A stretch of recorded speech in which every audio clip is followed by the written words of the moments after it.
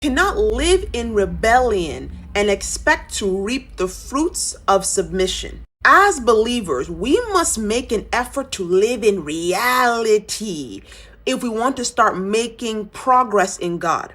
I know this message may be hard to hear for some, but it is the truth. And Jesus did say, "And ye shall know the truth, and the truth will make you free."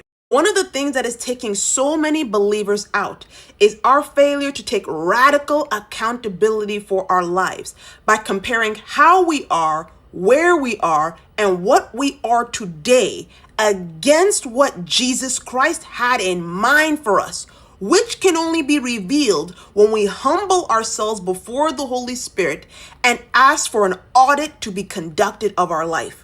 Remember, Jesus didn't promise us a life free of suffering, but he did promise us that because he is the vine and we are the branches, if we remain in him and he in us, we will bear much fruit. There is a guarantee of fruit when everything that you're doing is being led by Jesus. You're being transformed inwardly by Jesus. Your major decisions that shape your life path are being authorized by Jesus. But reality is, most of us, even though we call ourselves believers, are not spending the time cultivating that intimacy with Jesus to be able to live that kind of life. So as a result, we end up being the engineers of our life.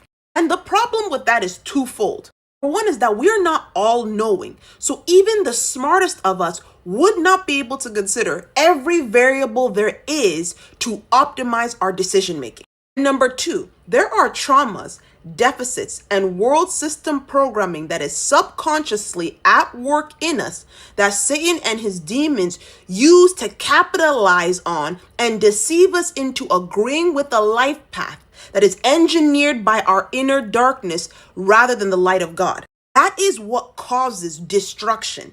Therefore, in order to mold us into the people that we were created to be, God takes us through a journey of transformation, development, and growth when we choose to submit to him, choose to follow him earnestly, intentionally. This is why Jesus says in Matthew 6 verse 33 to seek ye first the kingdom and his righteousness, then all other things will be added unto you. Rather than just blaming Satan or blaming demons, why don't we go to God humbly and seek development?